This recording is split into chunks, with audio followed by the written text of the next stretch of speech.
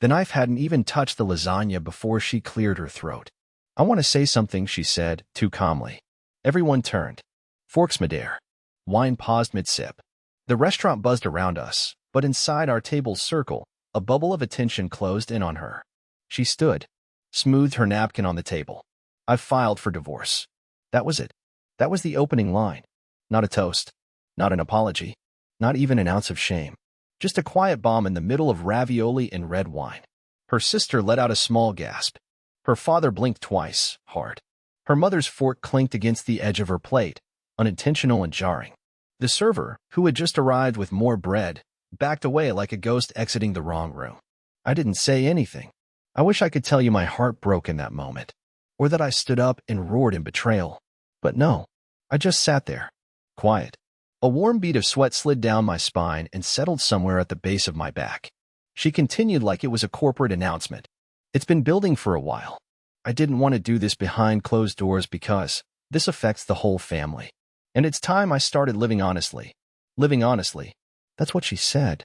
At a table where we once announced our engagement.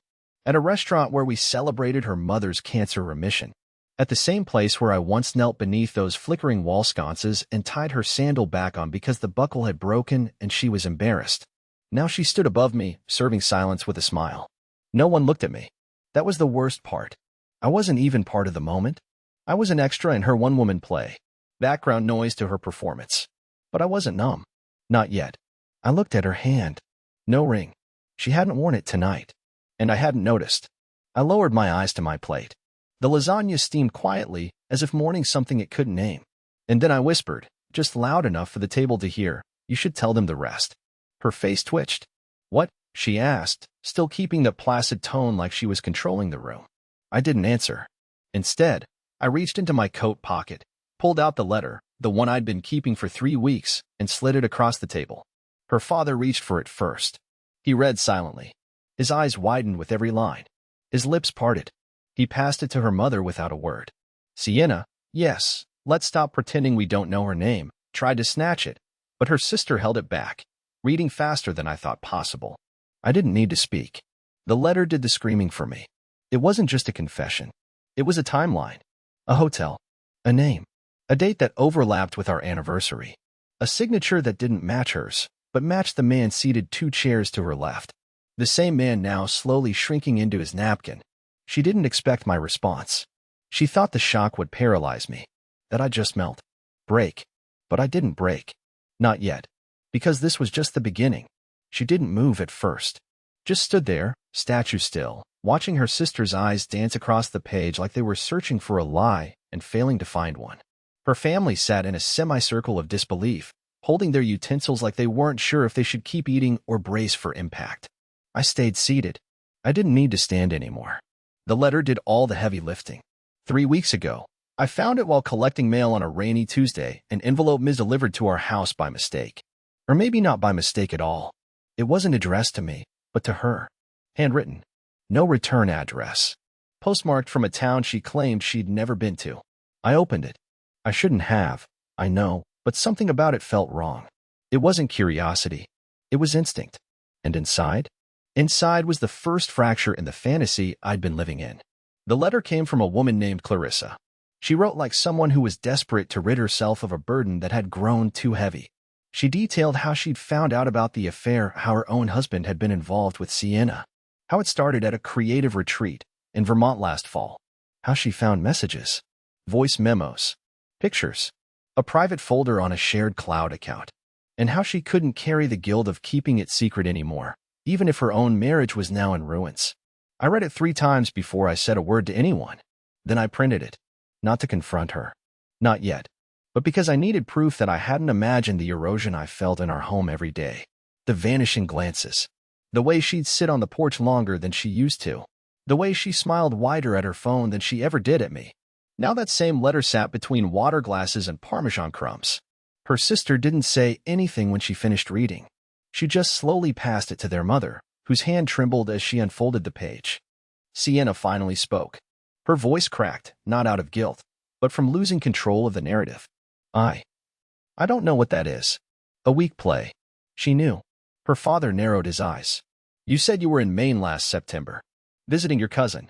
You sent us photos. I did, she snapped, too quickly. I mean, some of them were from before, but... That's enough, I said, softly. She turned to me, her expression twisted somewhere between panic and rage. You ruined this. You waited. You could have talked to me. You announced our divorce like it was an awards speech, I replied, still seated, still calm. You wanted an audience. So I brought the encore. The man 2 seats down, the one with the navy jacket and the haircut too fresh for a Wednesday, had been silent the whole time. Until now. He stood up. I'm leaving, he muttered, clearly shaken. Her mother looked at him. You're Gavin, right? His eyes flicked toward Sienna. No one answered. He just walked out, leaving his wine untouched and his car keys forgotten on the tablecloth. Sienna sat down slowly, shoulders folded inward like a puppet with cut strings. Her eyes searched the table for sympathy, but no one would meet her gaze. Her mother finally spoke. Why? It was the quietest word in the room, but it landed like a hammer. Sienna opened her mouth, closed it, then settled on, because I was tired of feeling invisible. I wanted to scream, but I didn't, because that sentence, those 7 words, hit harder than anything else she could have said. Not because they weren't true, but because I'd felt the same way. For years. Except I never left. I stayed. I made tea when she was sick. I rubbed her back when her mother was in the hospital. I booked the anniversary trip she forgot to plan. I waited. Always waited. For her to see me again. She didn't feel seen? Neither did I. But I never used it as an excuse to destroy what we built. I didn't lie. I didn't cheat. I didn't announce a divorce between the appetizer and the entree. I wanted to cry. I really did. But something inside me was beyond tears now. Something had gone cold. Her father stood, grabbed his coat. If you want to talk, he said to me, I'll be in the car. One by one, the others followed. No hugs. No words. Just the clinking of chairs and the slow, collective exodus of people who no longer knew what to say. Sienna and I were left alone at the table. She didn't speak. Neither did I. And yet, it felt like everything had just been said. The silence in the car ride home was worse than the dinner. She drove. Her knuckles were white against the steering wheel. Her jaw clenched so tight it looked like she was chewing stone. I stared out the passenger window like the streetlights might offer answers. We didn't say a single word. The only sound was the low, soft pulse of the turn signal when she made each slow turn toward the house we both still technically lived in. I didn't ask her why she hadn't stayed at her sister's. She didn't ask if I planned to leave. We just arrived. The porch light was still on. The ivy hanging from the roof swayed in the wind like it was trying to whisper a warning. When we stepped inside, she immediately walked into the kitchen without taking off her shoes. I heard the cabinet door open. Then the unmistakable clink of the wine bottle she always pretended she wasn't drinking alone. I went upstairs. The hallway felt longer than usual, as if the house had stretched in our absence, like even the walls were trying to keep us apart. When I stepped into our bedroom, nothing looked out of place. The bed was still made. The nightstand still had that book she never finished. My sweatshirt was still on the back of the chair where I left it this morning, before I knew the evening would rip everything apart. I sat on the edge of the mattress and stared at the floor. That's when it hit me, not just the betrayal, but the sheer absurdity of it all. That she'd waited until we were surrounded by family to drop the guillotine. That she tried to make it look like I was the one who needed to explain myself after she was the one hiding things. That she'd spent the last few weeks kissing me goodnight like nothing was wrong.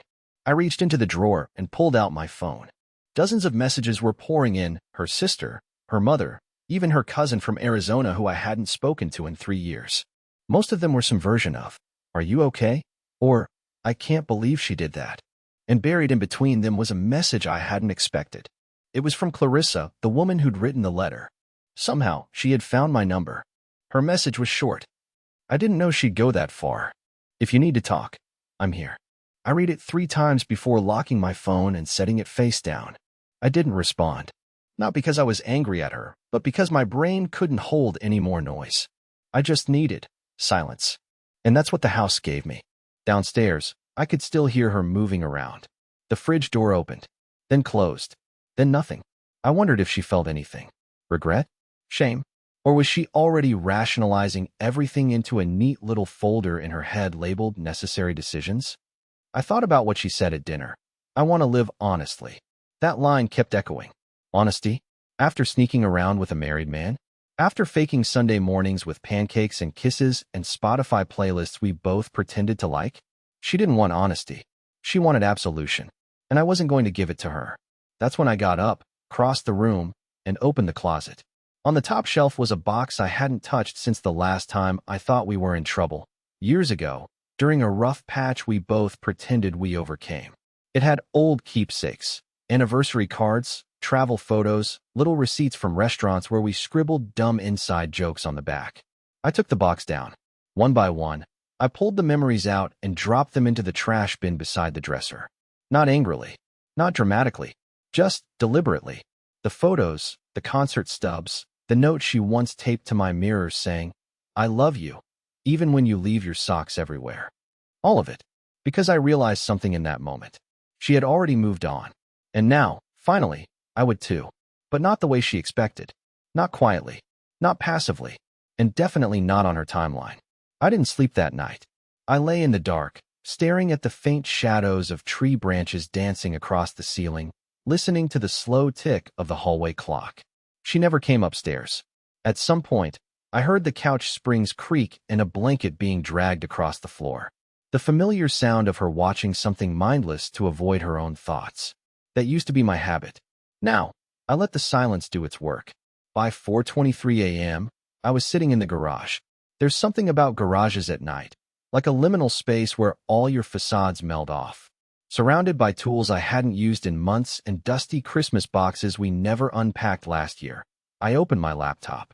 Not to check social media, not to scroll through photos of better times. I opened a blank spreadsheet, and I started planning. I wasn't going to scream. I wasn't going to fight. I was going to dismantle this marriage piece by piece, on my own terms, starting with the one thing she never thought I'd touch, my silence. First, I listed everything we owned jointly. The house, the car, the savings account, the antique writing desk she claimed to emotionally need, but never used. Then I opened a second tab, my own assets. A few investments. Some old stocks. A secondary account she didn't know about, born from a bonus I got 3 years ago and never mentioned. I spent hours sorting, calculating, anticipating her arguments in advance. She'd assume I'd roll over like I always did. That I'd hand her the house because it had better light for her photography.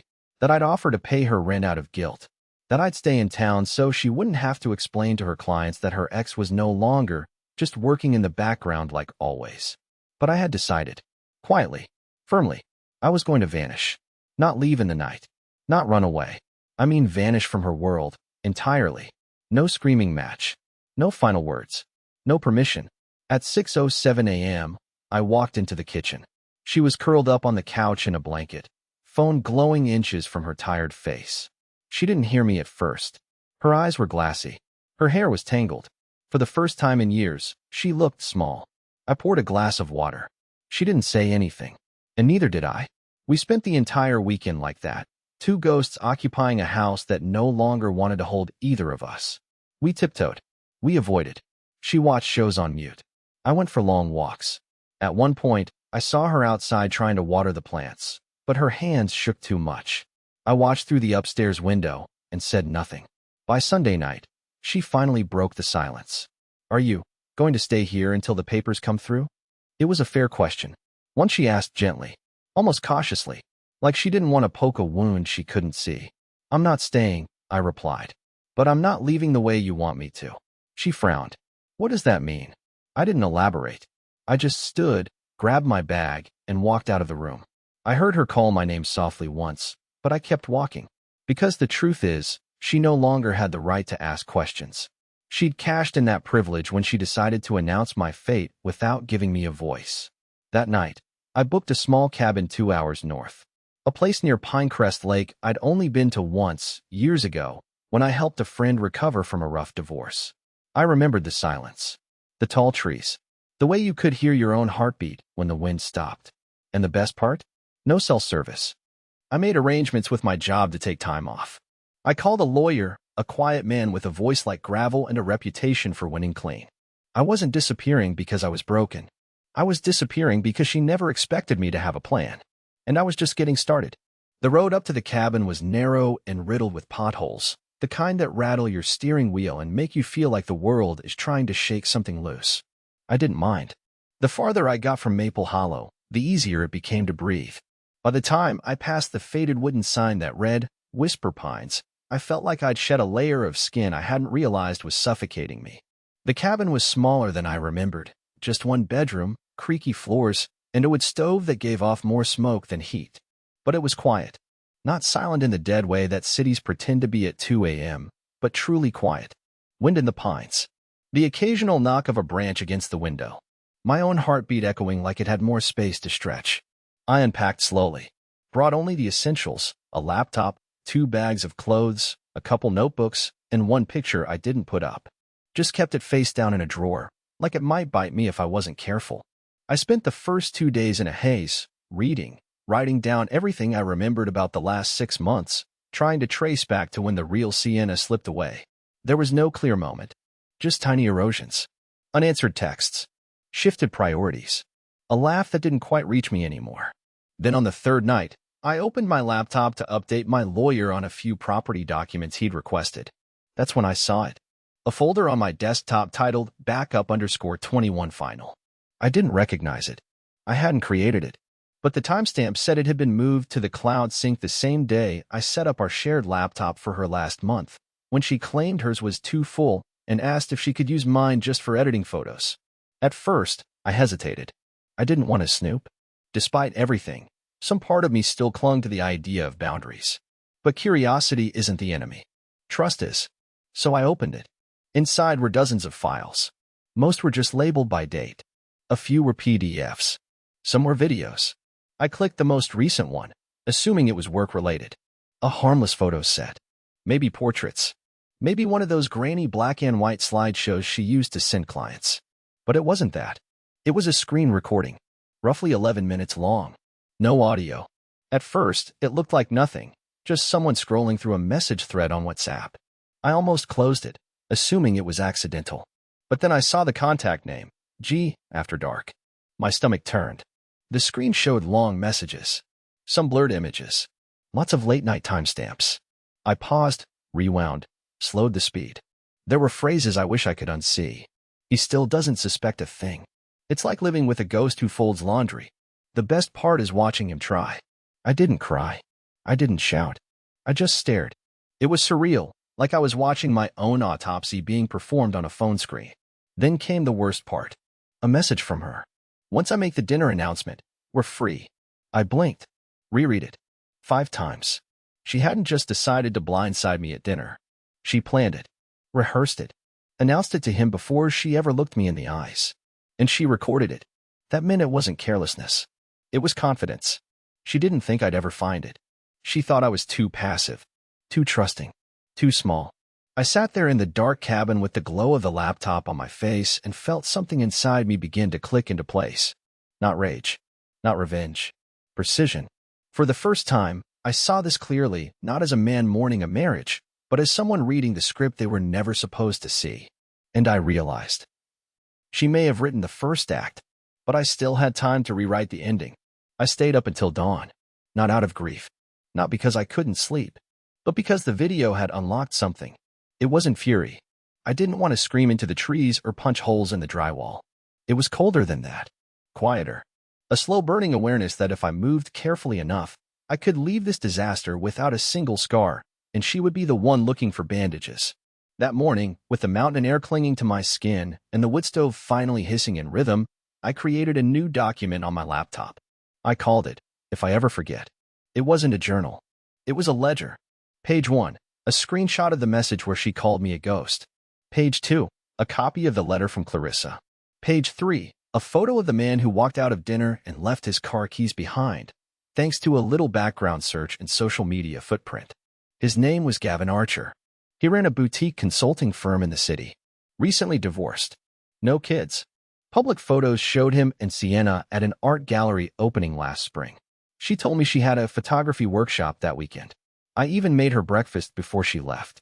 Scrambled eggs, rosemary potatoes, orange juice in the tall glasses. I started to list every inconsistency I could recall. Every weekend trip. Every late shoot. Every half answer that never earned a follow-up. And then, Just before lunch, I emailed myself a backup of the folder. Encrypted. Hidden. Because here's the thing. I wasn't going to use this to destroy her. I wasn't interested in a war. I was going to make her walk away from everything she thought she was entitled to, voluntarily. All it would take was a nudge. A mirror. That afternoon, I reached out to Clarissa. I expected hesitation. Maybe anger. Maybe exhaustion. Instead, I got a reply within an hour. Whatever you're planning, I'm in. Just say when. We spoke later that night. Her voice was hoarse but grounded. She told me her marriage imploded fast after she sent the letter. No confrontation, no yelling. Just one final, silent dinner followed by packed bags and locked doors. I used to think I was going crazy, she said at one point. Gaslit into believing I was the unstable one. That's the power they have over you when you love them more than they fear losing you. Those words lodged in me like a nail through fabric. I had spent years loving Sienna while she built her escape route. But now I had the map. I told Clarissa my plan wasn't revenge. It was exposure. I would present Sienna with the full timeline, the archive of her own words, actions, lies, laid out with no commentary. No screaming. No bargaining. Just facts. Cold and silent as snowfall. And then, I'd offer her two choices. 1. She signs a no-contest divorce agreement. I walk away clean. She keeps her savings. I keep mine. No further digging. No legal war. Or 2. We go to court. I bring the screenshots, the witnesses, the receipts, and let her public narrative unravel like the lie it is. Clarissa was quiet for a moment after I told her this. Then she said, "That'll break her more than screaming ever could." I believed her, because I was done begging to be understood. I wasn't looking for validation or empathy anymore. I wasn't the man she remembered, folding laundry, cooking dinners, whispering apologies in the middle of arguments just to end them. I had become something else. Not cold, just clear. The next morning, I drove back to Maple Hollow. The weather had shifted. It was raining, lightly, like the world was trying to rinse itself. When I stepped into the house, I found her in the kitchen, still in the same hoodie she'd worn 3 days ago. Eyes tired. No makeup. No performance. She didn't speak. I set a single manila envelope on the table. Her fingers hovered above it for a second before pulling it toward her. "I'm not trying to shame you," I said flatly. "I'm just giving you the same transparency you once demanded." She looked up. Her lips parted to speak, but I shook my head. No defenses. No stories. Just read. I walked out before she could finish the first page. Not in anger, but because I already knew what came next. She was about to learn what it felt like to be on the receiving end of truth. And it never hits like thunder. It falls like silence. I didn't sit in the house while she read it. I drove to the edge of town, parked near the old marina, and let the sound of water slapping against the dock fill the parts of me that still felt raw. I didn't feel triumphant. There was no victory music playing in my head. Just the quiet calm of knowing I had finally stepped outside the cage I let her build around me. By the time I got home, it was dark.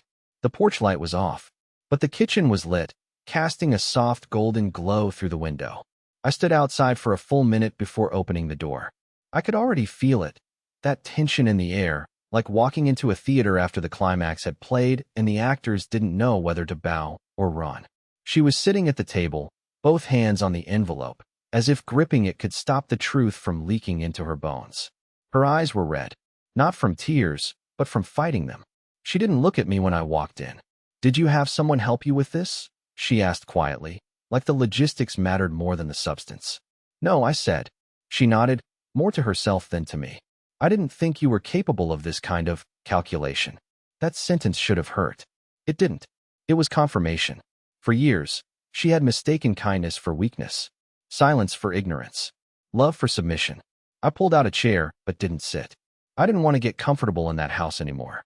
"I told you," I said, "I'm not here to hurt you. I'm just done being lied to."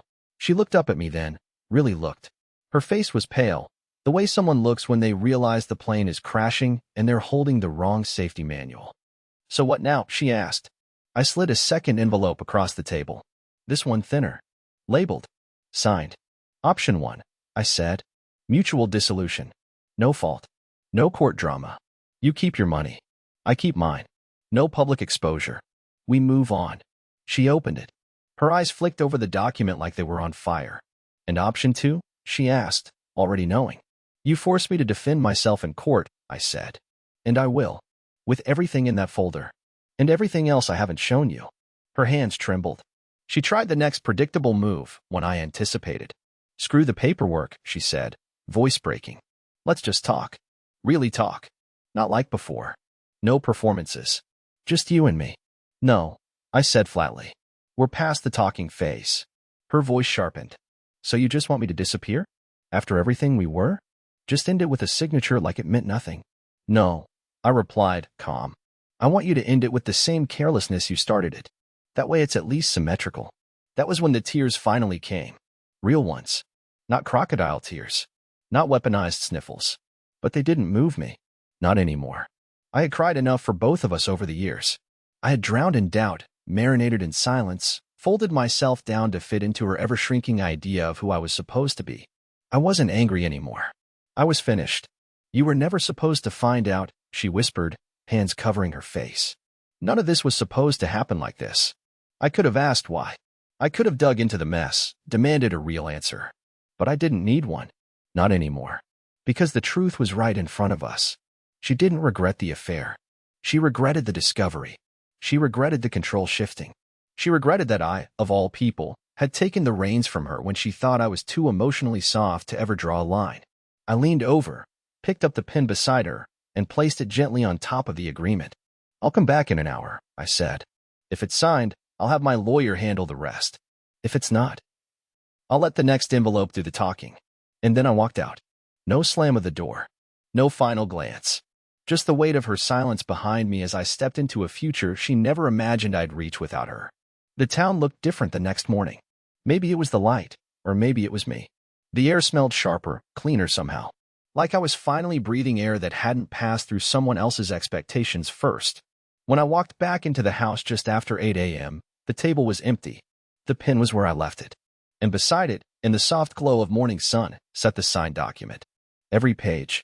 Initialed. Stamped. Dated. She wasn't in the kitchen. Not in the living room. I found her standing in the backyard, barefoot in the grass, staring at the trees like they owed her answers. I didn't interrupt. I just stood in the doorway, watching the woman I once built a life around shrink into someone I barely recognized. She turned, saw me, and for a second, just a second, I thought she might try again. Try to rewrite the moment. Say something like, let's take time. Maybe we rushed. But she didn't. She nodded, slow and small, and whispered, okay. That was it. No explosion. No dramatic collapse. Just the quiet acknowledgement that it was finally over. I packed that afternoon. Not in a frenzy, but with care. I took what was mine. Left what was hers. No hidden notes. No cruel last words. Just one thing, a spare key left on the counter, with a sticky note above it. This house never made us whole. Don't forget to change the locks. Then I stepped outside and didn't look back. I drove to the lake cabin for one final night before heading west. I had no big plan. No long-term blueprint. But I had something better. Room. Room to exist without shrinking. Room to wake up and not brace for cold silences or hidden subtext. Room to rediscover who I was before I wrapped my self-worth around being someone else's emotional scaffolding. Later that evening, as I stood on the cabin's porch with a coffee in hand and the wind rustling through pine needles, I got a text from an unknown number. Clarissa. He signed, too. Funny how fast they cave when they lose the script. I smiled. Not out of bitterness. Just recognition. Some people collapse when exposed. Others finally surrender the illusion. And me? I was no longer either version of the man I had been. I wasn't the ghost who folded laundry. I wasn't the passive husband who let betrayal eat through the walls of his home like mold. I was simply me. And for the first time in a long time, that felt like enough.